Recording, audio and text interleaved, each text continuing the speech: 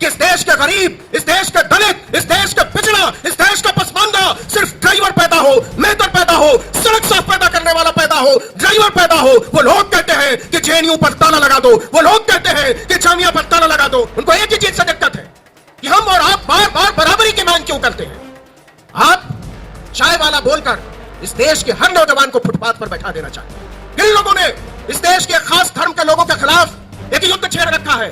कहीं वो दलित तो नहीं है, कहीं वो पिछड़े तो नहीं है, कहीं वो आदिवासी तो नहीं है। और वो क्यों है? क्योंकि आपने बता दिया है कि 5 किलो अनाज चाहिए तो तुमको इस देश के मुसलमानों के खिलाफ झंडा उठाना पड़ेगा, तुमको बाबरी मस्जिद की बात करनी पड़ेगी, तुमको ज्ञानवापी की बात करनी पड़ेगी, तुमको अयोध्या की बात करनी पड़ेगी। वो कौन लोग हैं जो 5 किलो अनाज पर इस देश के दलितों, पिछड़ों, आदिवासियों के हाथ में लाठी और बल्लम थमा रहे हैं? आप हमें फेसबुक पर नहीं बोलने दोगे, हम यूट्यूब पर बोलेंगे। आप हमें यूट्यूब पर नहीं बोलने दोगे, हम सड़कों पर बोलेंगे। आप हमारी जीभ काट लो, हम तब भी चीखेंगे। आपको हमारी आवाज सुननी पड़ेगी।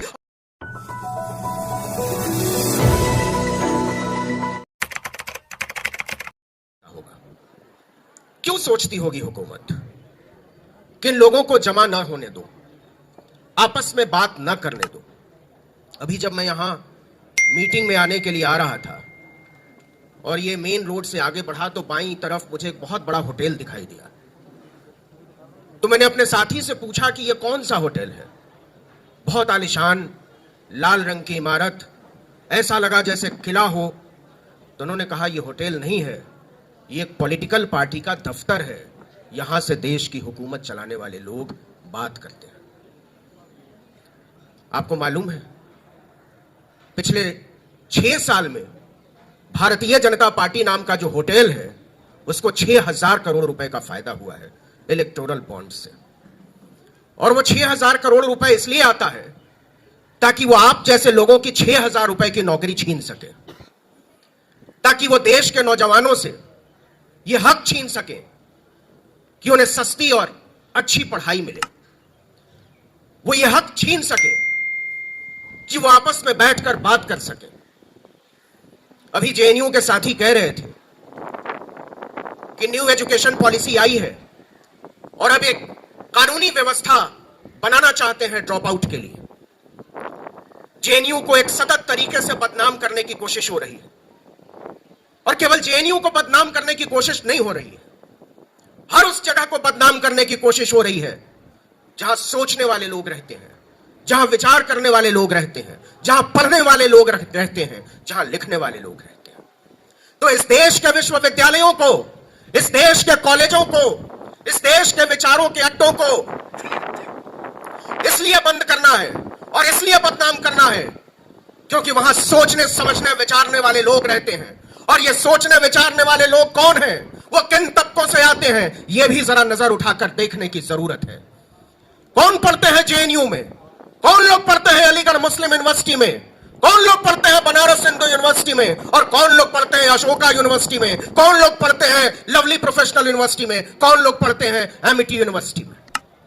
जिन लोगों ने इस मुल्क में शिक्षा को कारोबार बनाया है, जो लोग चाहते हैं कि इस देश के गरीब, इस देश के दलित, इस देश के पिछड़ा, इस देश का पसमानदा सिर्फ ड्राइवर पैदा हो, मेहतर पैदा हो, सड़क साफ पैदा करने वाला पैदा हो, ड्राइवर पैदा हो। वो लोग कहते हैं कि जेएनयू पर ताला लगा दो, वो लोग कहते हैं कि जामिया पर ताला लगा दो, वो लोग कहते हैं अलीगढ़ मुस्लिम यूनिवर्सिटी पर ताला लगा दो, यहां आतंकवादी पलते हैं। नहीं साहब, आप आतंकवाद के नाम पर जो झूठ फैला रहे हो, आप देशद्रोह के नाम पर जो झूठ फैला रहे हो, जो फरेब फैला रहे हो, उसका सच हम जानते हैं। आप डरते हैं और डरते हैं इस बात से कि इस देश का दलित, इस देश का पिछड़ा, इस देश का आदिवासी, इस देश का मजदूर, इस देश का पसमानदा, इस देश की औरतें जब पढ़ लिख जाएंगी तो आपके बराबरी की कुर्सी पर बैठकर आपसे बराबरी की बात करने लगेंगी। और आप हरगिज नहीं चाहते हैं कि इस देश में बराबरी हो। आप असमानता की एक व्यवस्था को बनाए रखना चाहते हो, आप गुलामी की व्यवस्था को बनाए रखना चाहते हो, आप बनाए रखना चाहते हो एक भ्रष्ट शासन तंत्र को जिसके शीश पर बैठकर आप हमारी तरह के लोगों पर राज कर सके और हमारी तरह के लोगों को सोच से गुलाम बना सके। विश्वविद्यालयों पर ताला इसलिए नहीं लगाना है कि वहां देशद्रोही रहने लगे हैं। विश्वविद्यालयों पर ताला इसलिए भी नहीं लगाना है कि हमारे पढ़ लिख जाने से उनको व्यवस्था में, उनकी सोच समझ में कोई ऐसी उथल पुथल हो जाएगी जिससे उनको दिक्कत हो जाएगी। वो इसलिए विश्वविद्यालयों पर ताला लगाना चाहते हैं कि हम एक गुलामी की व्यवस्था से बाहर निकल आएंगे। और आप चाहते हो कि आपकी यह व्यवस्था बनी रहे। और उनकी व्यवस्था क्या है? सोचा है आपने? देखा है आपने? समझा है आपने? उनकी व्यवस्था यह कहती है कि इस देश में डाइवर्सिटी नहीं रहनी चाहिए, इस देश में विविधता नहीं रहनी चाहिए, इस देश में अलग अलग तरह के सोच और विचार के लोग नहीं रहना चाहते हैं। वो लोग कहते हैं कि इस देश में एक ही विचार, एक ही गाना, एक ही तरह का खान पान, एक ही तरह का रहन सहन, एक ही तरह की बोली भाषा विचार और एक ही नेता। इसलिए आपको विश्वविद्यालयों से डर लगता है, इसलिए आपको छात्रों से डर लगता है, इसलिए आपको नौजवानों से डर लगता है।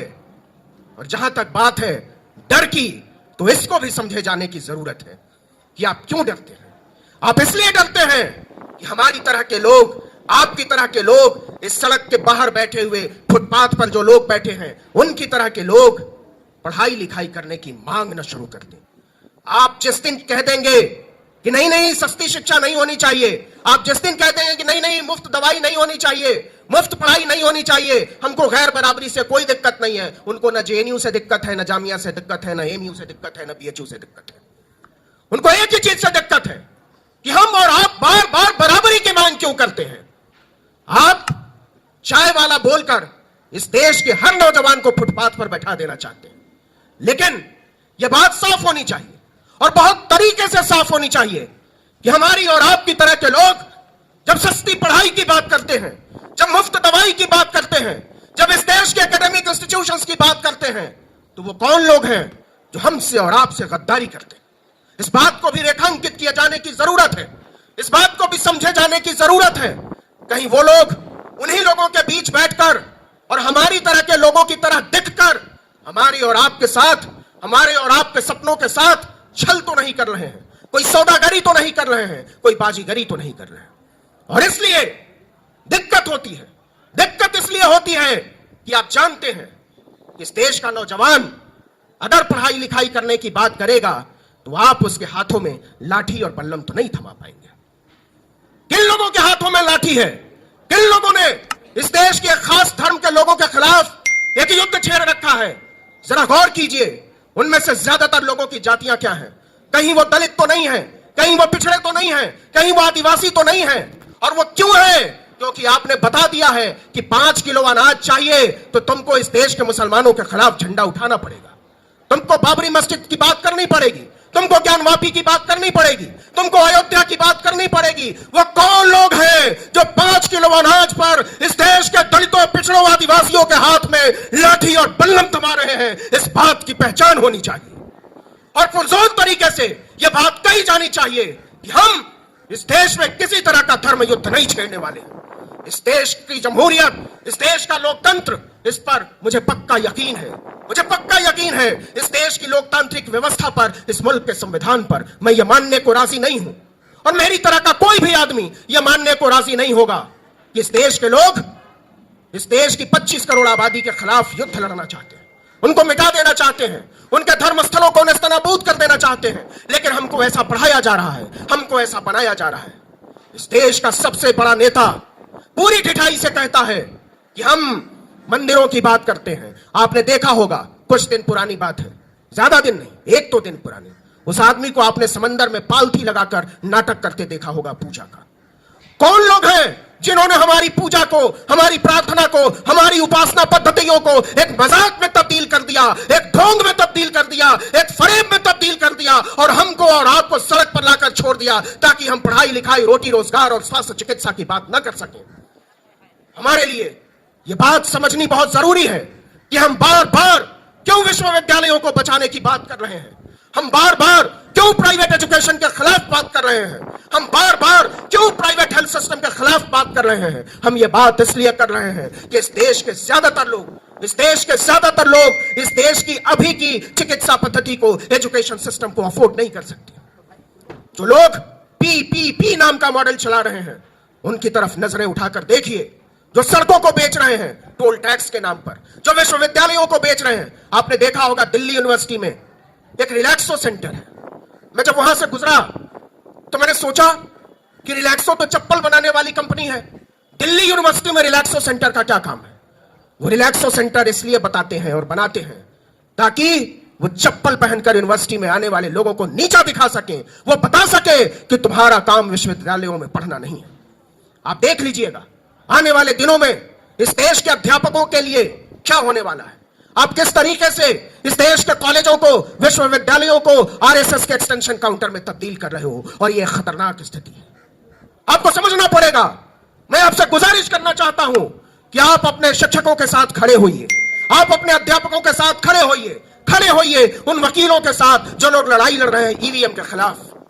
ये सारी लड़ाइयां एक दूसरे से मिली जुली हैं, ये सारी लड़ाइयां एक दूसरे से जुड़ी हुई हैं, और ये सारी लड़ाइयां एक दूसरे से जुड़ी हुई हैं। इसलिए जरूरी है कि हर तबके के लोग एक साथ आए, वकील साथ आए, अध्यापक साथ आए, छात्र साथ आए, मजदूर साथ आए, नौजवान साथ आए, किसान साथ आए, महिलाएं साथ आए, और तब जाकर इस मुल्क में बदलाव की एक मुकम्मल लड़ाई लड़ी जा सकती है। और आखिर में मैं केवल इतना कहना चाहता हूं कि कोई तो सूद चुकाए, कोई तो सूद चुकाए, कोई तो जिम्मा ले उस इनकलाब का जो आज तक उधार सा है। गुजरी हुई रात मैं जिस प्लेटफॉर्म को चलाता हूं, आर्टिकल 19 इंडिया, उसके फेसबुक पेज को बंद कर दिया गया। तो क्या लगता है जो लोग फेसबुक चलाते हैं और जिनके कहने पर हमारी तरह के लोगों को बैन किया जा रहा है, आपके बैन कर देने से हम बोलना बंद कर देंगे, आपके बैन कर देने से हम चीखना बंद कर देंगे, आपके बैन कर देने से हम आवाज उठाना बंद कर देंगे। आप गलत सोच, अगर आप हमें टीवी पर नहीं बोलने दोगे, हम फेसबुक पर बोलते थे, आप हमें फेसबुक पर नहीं बोलने दोगे, हम यूट्यूब पर बोलेंगे, आप हमें यूट्यूब पर नहीं बोलने दोगे, हम सड़कों पर बोलेंगे, आप हमारी जीभ काट लो, हम तब भी चीखेंगे। आपको हमारी आवाज सुननी पड़ेगी, और तब तक सुननी पड़ेगी जब तक आप अपनी व्यवस्था को बदलने पर मजबूर नहीं हो जाते। इनकलाब जिंदाबाद, लोकतंत्र जिंदाबाद।